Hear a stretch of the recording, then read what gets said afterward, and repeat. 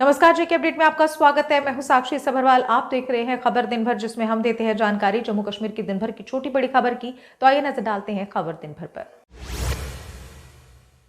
सिंधु जल संधि पर मुख्यमंत्री उमर अब्दुल्ला ने दिया बड़ा बयान। कहा, हम कभी इसके पक्ष में नहीं रहे, ये जम्मू कश्मीर के लिए सबसे गलत है।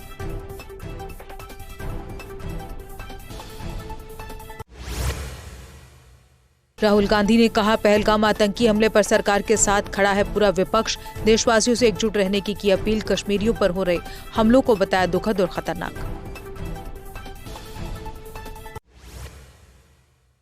विपक्ष के नेता राहुल गांधी पहुंचे आज कश्मीर। उन्होंने बीबी कैंट अस्पताल में घायलों से मुलाकात की और पर्यटन क्षेत्र से जुड़े लोगों सहित विभिन्न प्रतिनिधिमंडलों से भी मुलाकात की।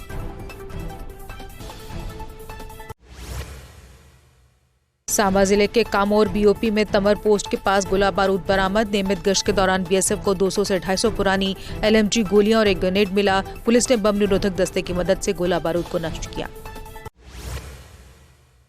जम्मू कश्मीर विधानसभा का विशेष सत्र 28 अप्रैल को जम्मू में बुलाया गया। उपराज्यपाल ने यह सत्र 10:30 बजे आयोजित करने का दिया आदेश। ये निर्णय मुख्यमंत्री उमर अब्दुल्ला की अध्यक्षता में मंत्रिपरिषद की सिफारिश के बाद लिया गया। बांदीपुरा मुठभेड़ में टॉप लश्कर कमांडर अल्ताफ लाली ढेर। अल्ताफ लाली का मारा जाना सुरक्षा बलों के लिए बड़ी कामयाबी। वहीं मुठभेड़ के दौरान 2 सुरक्षाकर्मी घायल, अस्पताल में भर्ती।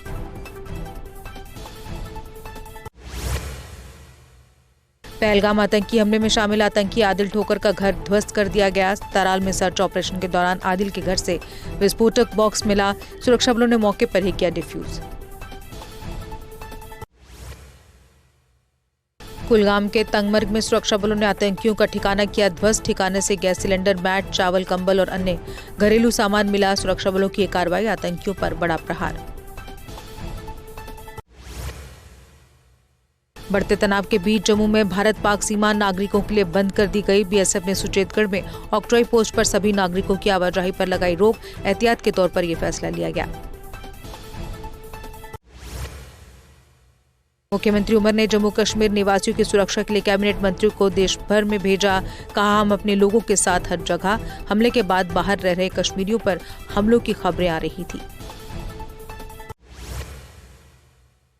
मुख्यमंत्री उमर अब्दुल्ला ने श्रीनगर में अपने आवास पर राहुल गांधी से की मुलाकात। आतंकवाद के खिलाफ मजबूती से खड़े होने की जरूरत पर दिया जोर। इस दौरान कांग्रेस के वरिष्ठ नेता भी रहे मौजूद।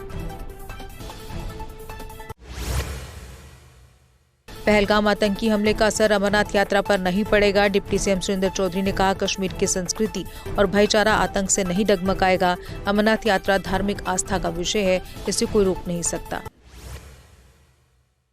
महबूबा मुफ्ती ने कश्मीर के धार्मिक नेताओं से पहलगाम हमले के पीड़ितों के लिए दुआ करने की अपील। महबूबा ने मीरवाइज उमर फारूक को जामिया मस्जिद में नमाज पढ़ने की अनुमति देने के फैसले का भी स्वागत किया। लंगेट के विधायक शेख खुर्शीद ने केंद्र सरकार से की अपील। कहा, सरकार को देश भर में कश्मीरी छात्रों और व्यापारियों पर हो रहे हमलों को गंभीरता से लेना चाहिए और ऐसी घटनाओं को रोकने के लिए तत्काल कदम उठाने चाहिए। विधायक शेख खुर्शीद ने परोक्ष रूप से पाकिस्तान से बातचीत की वकालत। कहा, कश्मीर मुद्दे के समाधान के लिए संवाद की जरूरत। क्षेत्र में शांति बहाली के लिए सभी पक्षों को बातचीत की मेज पर आना चाहिए। हंदवाड़ा पुलिस ने जमाते इस्लामी संगठन के एक सदस्य के घर की ली तलाशी। ये कार्रवाई वरिष्ठ पुलिस अधिकारियों और स्थानीय लंबरदार की मौजूदगी में की गई। पहलगाम आतंकी हमले के बाद कार्रवाई हुई तेज।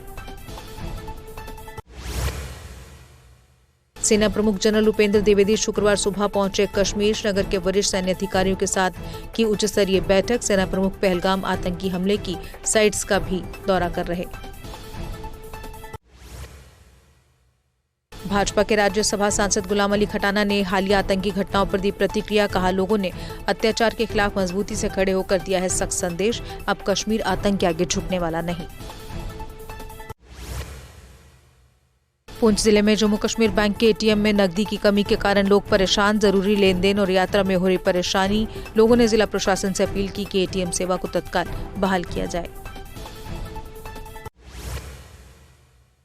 पहलगाम आतंकी हमले को लेकर बड़गाम में लोगों ने निकाला विरोध मार्च। ये मार्च शुक्रवार की सामूहिक नमाज के तुरंत बाद इमाम बारगाह बड़गाम से शुरू हुआ। प्रदर्शनकारियों ने आतंकवाद की निंदा करते हुए पीड़ितों के साथ एकजुटता की व्यक्त।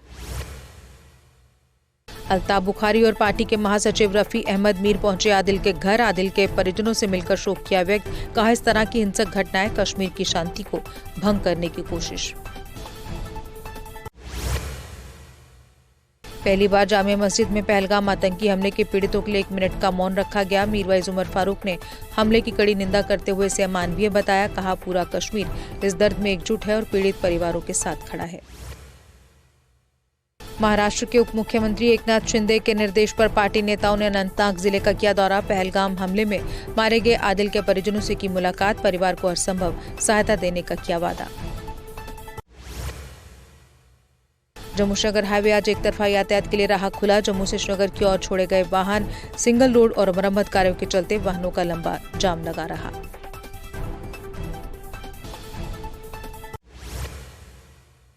अज्ञात व्यक्तियों ने मचकनी वानगत क्षेत्र में एक लकड़ी के पुल को लगाई आग, जिससे पुल आंशिक रूप से हुआ क्षतिग्रस्त। स्थानीय लोगों ने जांच कर दोषियों के खिलाफ कड़ी कार्रवाई की मांग की।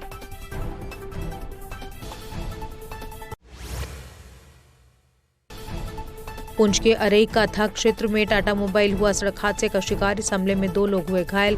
घायलों को जल्द पहुंचाया गया अस्पताल।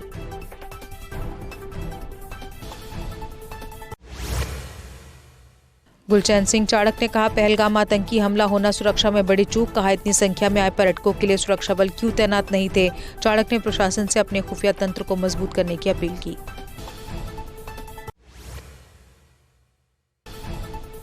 बिश्ना के नौगरा में खेतों में गेहूं की 100 कनाल फसल जलकर हुई खाक। दमकल विभाग की गाड़ी सही समय पर न पहुंचने पर लोगों में रोष। लोगों ने खुद ही पाया आग पर काबू।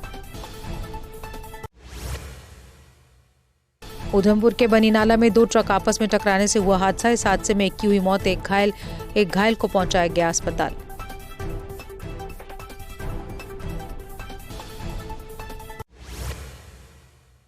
शोपियां जिला अध्यक्ष अब्दुल रशीद पंडित ने पहलगाम आतंकी हमले की निंदा। इसे कश्मीर की संस्कृति और पहचान पर हमला बताया। देश के विभिन्न हिस्सों में कश्मीरी छात्रों और व्यापारियों के साथ उत्पीड़न मामले पर जताई चिंता। और इसी के साथ खबर दिन भर में बस इतना ही। दीजिए इजाजत। नमस्कार। जम्मू कश्मीर की खबरों के लिए जुड़े रहिए GK अपडेट के साथ।